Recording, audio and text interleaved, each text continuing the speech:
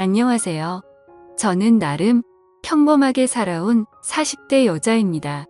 다른 사람들의 사연을 보면서 정말 세상에는 말도 안 되는 일이 많이 일어나는구나, 드라마보다 더 드라마 같다고 느낄 때가 많은데, 생각해보니 저에게도 정말 말도 안 되는 드라마 같은 사연이 있었네요. 저는 20대 후반에 남편과 결혼해 아이 2명을 낳아 키우고 있어요. 저희 남편은 홀어머니 밑에서 컸는데, 시아버지께서는 40대 때 병이 있으셨는데 올해 앓다가 돌아가셨다고 하더라고요. 그 이후로 시어머니는 아들과 함께 쭉 살았던 것이죠. 저의 시어머니는 정말 순박하십니다. 명품 백이나 구두 이런 거 하나 없으시고 꾸미는 것도 잘 모르세요. 저는 그래서 기회만 되면 제 돈으로 같이 사드리곤 해요. 그럴 때마다 비싼 거 뭐하러 샀냐며 도로 돌려주곤 하십니다. 억지로 손에 쥐어드리면 또 자랑하고 다니시더라고요. 며느리로서 너무 좋았어요. 선물할 맛 나잖아요. 제 친정엄마 같은 경우에는 뭘 사줘도 다시 교환하는 게 일이시거든요. 취향이 워낙 뚜렷하셔서요. 그에 반해 우리 시어머니는 주는 대로 잘 쓰고 잘 입고 잘 드시고, 아무튼 정말 편했어요. 뿌듯하기도 했고요. 시어머니가 사시는 곳은 공장 근처라 공장에서 알바 형태로 일을 많이 하세요. 일생을 부지런히 사시던 분이라 집에 있으면 적적하다고 하시더라고요. 저희 집에 놀러 오셔도 걸레로 바닥 닦으며 하루 종일 보내는 분이십니다. 사실 전 시어머니를 볼 때마다 이상하게 마음이 아프더라고요. 홀로 살아온 세월 일만 하면서 살아온 인생이 습관이 되어 그것 말고는 할 수 있는 게 없어 보여서요. 그래서 저는 시어머니에게 마음을 많이 썼어요. 시간 내어서 방문도 드리고 주말마다 아이들 데리고 같이 식사도 하자고 했어요. 집에 간다고 하면 분명 며느리랑 손자 온다고 항상 가득 차려놓으실 게 뻔해서 나오시라고 해서 외식을 주로 했어요. 그럴 때마다 시어머니는 잠시 화장실 다녀오신다고 하시더니 계산까지 다 해버리시더라고요. 그래서 저희는 외식할 때마다 누가 먼저 계산을 하느냐에 대한 은근한 다툼이 생기기도 해요. 처음엔 어색했지만 시어머니와 며느리로 10년 넘게 살다 보니 어느새 엄마 같은 마음이 들더라고요. 아무리 해도 시자가 들어간 사람은 영원히 가까워질 수 없다는 말도 있는데, 저는 좀 달랐어요. 워낙 성격이 유하셔서 그럴지도 모르겠네요. 아이들이 커갈수록 신경 써줄 게 많다 보니 시어머니와 만나는 횟수가 점점 줄게 됐어요. 시어머님은 여전히 공장에서 일을 하셨어요. 60이 훌쩍 넘은 나이에 정말 쉬지 않고 일을 하시더라고요. 그래서 제가 힘들게 일하지 말고 쉬시라고 해도 놀면 뭐하냐며 계속 공장에 나가십니다. 시어머니도 일을 하시니 번거롭거나 복잡한 일들은 제가 거의 처리해드려요. 예를 들면 보험 처리라든지 공인인증서 갱신 같은 것들 있잖아요. 그중에 가기 힘든 은행도 제가 대신 가서 금융 관련 일을 처리해 드리곤 합니다. 그날도 아마 시어머니께서 공장에 계셨고 저는 시어머니가 처리해 달라고 한 일이 있어서 인터넷으로 시어머니의 주민등록등본을 프린트했습니다. 프린트한 등본을 무심코 보는데 뭔가 이상하더라고요. 시어머니 이름 밑에 또 하나의 이름이 더 등록이 된 것입니다. 그것도 영어로요. 저는 너무 당황해서 업무 처리가 잘못된 것 같아서 동사무소에 전화를 걸었어요. 동사무소 직원은 잘못될 리 없다며 본인에게 확인해 보는 게 빠를 거라고 하더라고요. 저는 이 사실을 남편에게 알리고 남편과 함께 시댁에 가서 어머니가 퇴근할 때까지 기다렸습니다. 시어머니는 퇴근하고 집에 들어오시더니 저희를 보고 무슨 일이냐고 물으시더라고요. 저는 시어머니에게 등본을 보여주며 물었어요. 어머님, 여기 등본을 떴는데 이상해서요. 어머님, 이름 밑에 또 이름이 하나 더 있어요. 이거 아는 사람이에요? 아니면 누군가 어머님 명의를 도용한 것일 수도 있으니까 신고부터 해야 돼요. 내버려둬. 내가 직접 한 거야. 네. 뭐라고요? 이 사람이랑 혼인 신고를 했단 말씀이세요? 나 사실 만나는 사람이 있었어. 너희한테는 말 못해서 미안하지만 그 사람 상황이 좀 안 좋아서 차마 이야기할 수가 없더구나. 너희들이 분명 반대할 게 뻔하니까. 아무리 그래도 그렇지. 어머님, 이런 큰일을 혼자 결정하시고 통보하시면 어떡해요. 나도 내 인생이 있어. 이해해 줄 알았다. 그나저나 이름이 영어로 되어 있는데 혹시 외국인이에요? 몇 살인데요? 시어머니는 한참 동안 말을 못 하시더라고요. 남편은 답답했던지 시어머니에게 소리를 쳤어요. 그러니까 그 사람 외국인이냐고요. 맞아. 파키스탄에서 왔단다. 30살 좀 넘었고. 남편과 저는 정말 말 그대로 얼어붙었습니다. 60이 넘은 시어머니가 30대 파키스탄인과 혼인신고를 했다니요. 저는 이 말 같지도 않은 말을 듣고 귀를 의심했어요. 시어머니는 그 사람과 공장에서 만났다고 하네요. 동료로 만나다가 정이 들었고 그 사람이 시어머니에게 진심으로 다가와서 시어머니도 그 사람과 자주 만났다고 합니다. 그리고 그 남자는 자기 힘든 일들을 시어머니에게 토로하기 시작했고 시어머니는 그 남자를 위로해주고 적극적으로 돕겠다고 나서기까지 하다가 혼인신고라는 사태까지 온 것이죠. 근데 큰 문제는 시어머니는 이것이 사랑이라고 믿고 있다는 것입니다. 어머님 그 사람 어딨어요? 월급 더 많이 주는 대로 이직했어. 거기가 어딘데요? 모르겠네. 어머님 그걸 모르시면 어떡해요? 같이 살긴 했어요. 혼인신고 도장만 찍고 그 남자가 도망가버린 게 아니고요. 어머님 말 좀 해보세요. 이게 얼마나 큰 사건인지 아세요? 내가 알아서 해.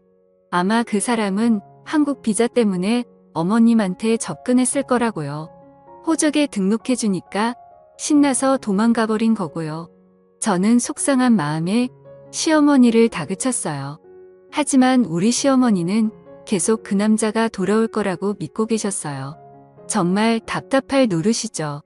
어쩜 이렇게 바보 같으신지.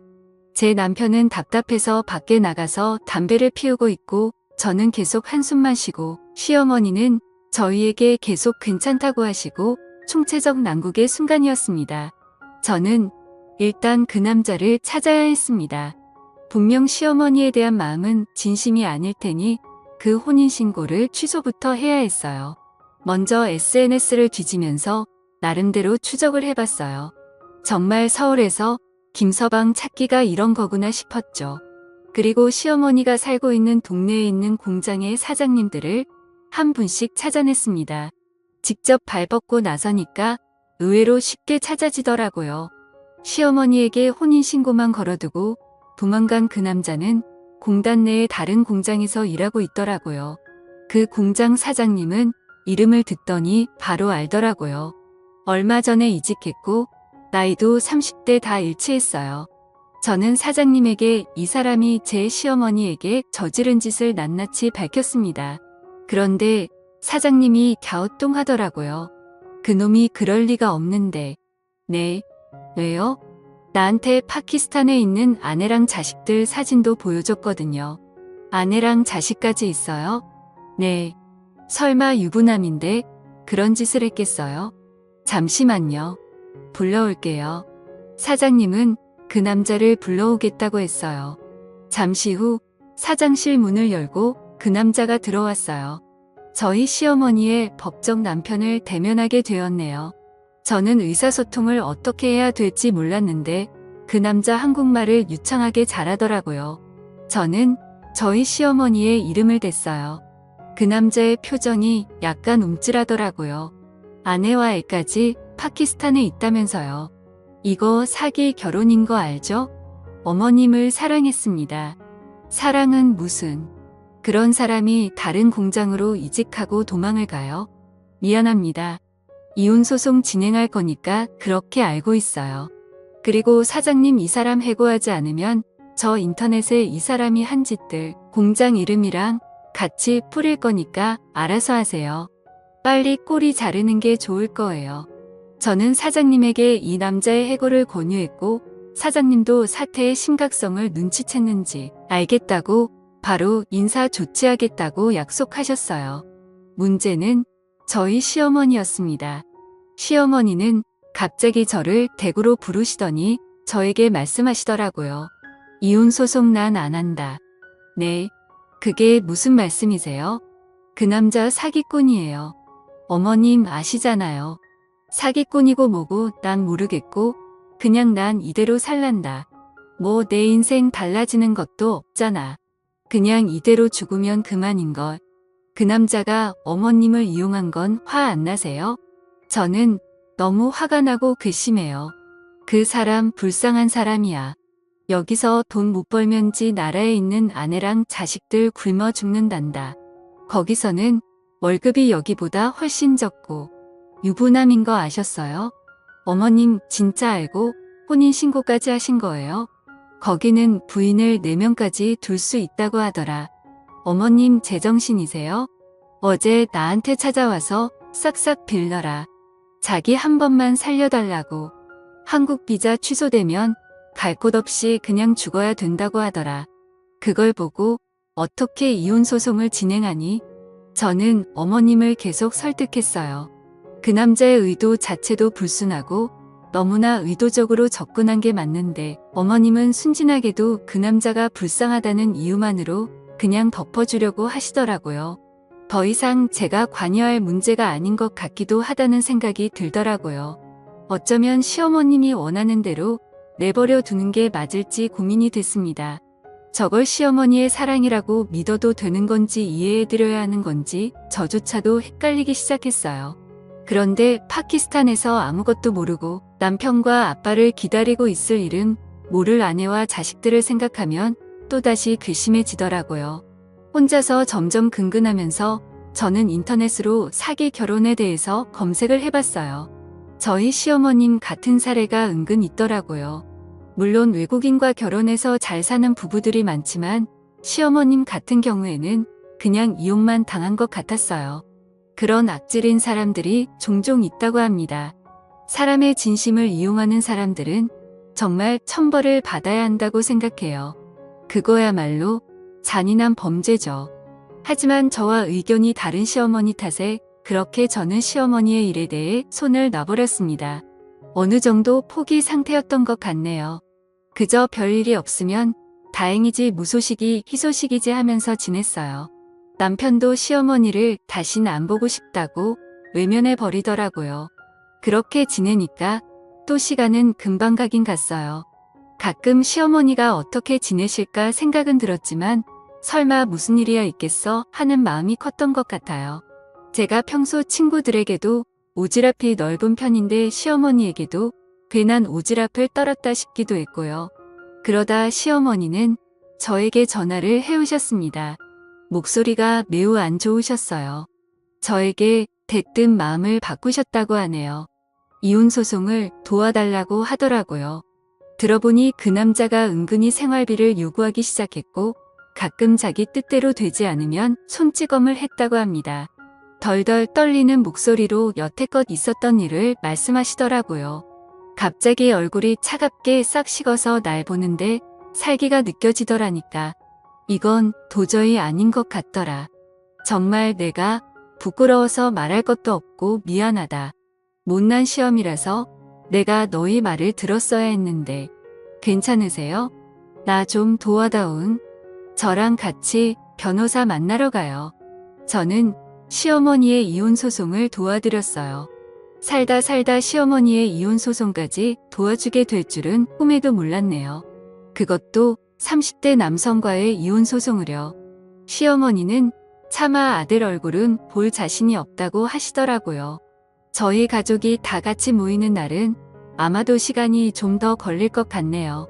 내심 시어머니가 마음을 다시 다잡으셔서 다행이라고 생각해요. 하마터면 범죄자에게 발목이 잡힐 뻔했으니까요. 법적인 남편이라는 이유로 얼마나 또 이것저것 저희에게 요구를 했겠어요. 시어머니의 유산까지 탐냈을 게 분명해요. 그런 생각만 하면 아주 소름이 끼칩니다. 법정은 결국 저희의 편을 들어주었습니다. 본국에 부인을 두고 결혼한 남자에 대해 결혼 이민 체류자 자격을 인정하지 않고 체류를 정지시키기로 했대요. 결국 그 남자는 꼼짝없이 파키스탄으로 돌아가게 되었지요. 자신의 이득을 위해 사람의 진심을 가지고 장난치면 그 끝이 어떻게 되는지 그 남자가 꼭 알았으면 좋겠네요. 마음 같아서는 그 남자의 아내와 자식들에게도 이 사실을 알리고 싶었지만 연락할 수 있는 방법이 없더라고요. 아쉬울 따름이었습니다. 집에 모셔다 드리는 길에 시어머니를 힐끗 보는데 씁쓸한 표정을 짓고 계시더라고요. 아무래도 나름대로의 추억이 많이 떠올랐나 봅니다. 감히 마음을 헤아릴 수 없어서 아무 말도 건네지 못했네요. 그 이후로 저는 시댁에 자주 놀러 가고 있어요. 제 친구들은 저에게 뭐하러 시어머니를 챙기냐고 하지만 그 일을 겪고 난 후 마음이 외로우실까봐 걱정이 되더라고요. 든 자리는 몰라도 난 자리는 티가 난다고 하잖아요. 못난 놈이었지만 그래도 마음을 주고받았던 사람인데 오죽할까요? 아무쪼록 시어머니가 마음의 회복을 빨리 하셨으면 좋겠어요. 울적한 마음을 털어버리고 다시 예전처럼 가족 다 같이 명절에 만날 수 있는 날이 왔으면 좋겠네요. 그날이 빨리 오기를 바랍니다.